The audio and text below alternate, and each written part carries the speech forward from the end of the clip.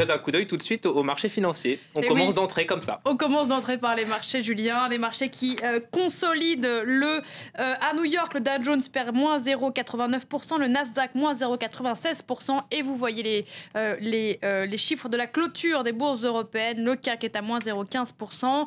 À Londres, le FTSE perd 0,31% et le DAX perd 0,47%. Bref, ça ne va pas fort sur les marchés. Du rouge, parce que c'est l'inquiétude aux États-Unis, notamment à Washington, à cause de ce fameux fiscal cliff, la falaise fiscale. Oui, le mur budgétaire, vous voulez dire, Julien, républicains et démocrates. S'ils ne s'entendent pas d'ici le 31 décembre prochain, les Américains connaîtront à la fois des hausses d'impôts et des baisses dans les dépenses fédérales. Les choses sont encore plus compliquées, car depuis hier, car même les républicains n'arrivent pas à se... Excusez-moi. Même les républicains n'arrivent pas à se mettre d'accord entre eux. Regardez, on fait le point avec Ludovic de Foucault. Le chef des Républicains à la Chambre des représentants a échoué. John Boehner n'a pas obtenu d'accord pour voter une loi qui aurait prolongé les niches fiscales héritées des mandats de George Bush. Ce n'est pas la conclusion que j'espérais, mais c'est la volonté de la Chambre. Mais à moins que le président et le Congrès n'agissent, les taxes vont augmenter pour tous les Américains et des coupes dévastatrices dans la défense vont prendre effet dans 10 jours. Dans 10 jours, si rien ne se passe, fini les allègements d'impôts, les foyers américains devront payer plus. C'est en partie ce que veut la Maison-Blanche. En partie, car si Barack Obama ne souhaite pas augmenter la note des classes moyennes, il refuse de renouveler les cadeaux fiscaux pour les revenus supérieurs à 400 000 $ par an. Et pour l'instant, le blocage au Congrès américain profite à la cause démocrate. John Boehner, lui, ne semble plus rien espérer. Beaucoup d'entre nous, dans les deux camps, croient que des réformes fondamentales dans notre droit fiscal aideraient notre économie à croître plus rapidement et à redonner de l'emploi aux Américains. Comment y arriver? Seul Dieu le sait. Constat d'impuissance, alors que des économistes mettent en garde contre l'entrée en vigueur de ces hausses d'impôts. Couplées à des coupes automatiques dans les dépenses, elles pourraient faire courir le risque aux États-Unis de tomber dans la récession. La question budgétaire également au cœur de l'actualité en Italie. Sans surprise, après le débat, après le Sénat, le Parlement italien a effectivement définitivement adopté le projet de budget pour 2013. Il prévoit des économies de 10 milliards d'euros et introduit notamment un nouvel impôt sur les transactions financières.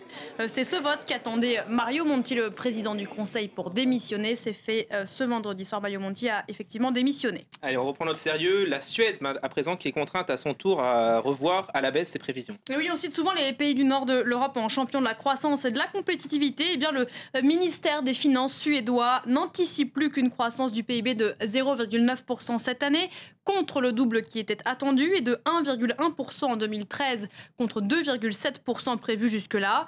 L'économie suédoise n'est pas la seule économie du Nord en difficulté. Avant elle, la Finlande et le Danemark, également très dépendants de leurs exportations, avaient revu leurs prévisions à la baisse. Et puis le pessimisme du FMI vis-à-vis de la France, Pauline. Le FMI qui estime effectivement que la France ne ramènera pas son déficit sous les 3%, sous les 3% du PIB en 2013. Une mauvaise nouvelle du FMI, une mauvaise nouvelle également de la part de l'INSEE qui est tombée vendredi matin, des perspectives économiques assez moroses.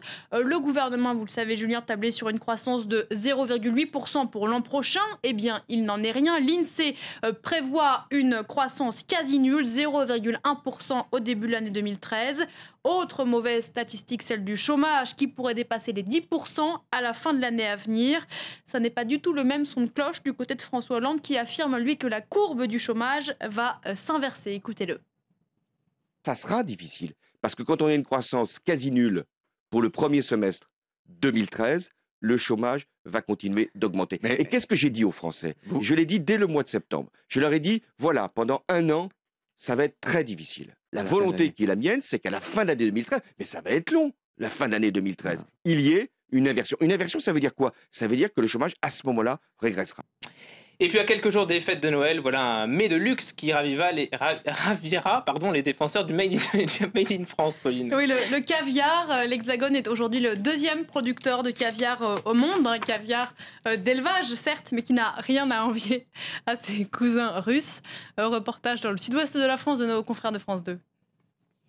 Cette boutique bordelaise est spécialisée dans le caviar français. Très haut de gamme, magnifique. On va faire un caviar qui va être presque 2 fois moins salé qu'un caviar russe ou iranien. On a quelque chose de vraiment subtil. Dans le sud-ouest, le caviar d'Aquitaine intègre la gastronomie au même titre que les très grands vins ou les truffes du Périgord. Qui craque, qui roule sous le palais. La France est désormais le 2e producteur de caviar au monde avec 20 tonnes, car l'esturgeon sauvage de la mer Caspienne est en voie de disparition. Reste le caviar d'élevage et dans ce domaine, la France est experte, reconnue jusqu'en Russie, le pays du caviar. On vend aux Russes du caviar, on est à quelques centaines de kilos, donc on est assez fiers, c'est une vraie réussite. Les Russes produisent aussi du caviar d'aquaculture, mais le caviar d'aquaculture russe, paradoxalement, n'a pas la qualité que l'on peut trouver, par exemple, le long du bassin, le long de l'estuaire de la Gironde. Il y a bien longtemps que la France aurait pu produire du caviar. Il y avait des esturgeons sauvages à foison, aujourd'hui disparus, mais seulement pêchés pour leur chair, les œufs, consommés comme du vulgaire pâté. C'est seulement il y a 20 ans qu'est fait le pari d'élever des esturgeons pour produire du caviar d'Aquitaine. Il y a une partie du prix qui est expliquée par la durée d'élevage, parce que bon, pendant 6 ans, il faut les nourrir, s'en occuper, leur apporter tout ce dont ils ont besoin. Le savoir-faire et des écloseries de haute technologie permettent l'excellente qualité obligatoire pour un produit qui se vend entre 1 000 et 6 000 euros le kilo. En Gironde, certains font un autre pari fou, réintroduire l'esturgeon sauvage. Merci Pauline pour cette joyeuse chronique de l'économie. Et puis bonne fête à vous évidemment. À vous aussi bien sûr. Il est 22h20 à Paris, on fait un point sur le rappel des titres. La dernière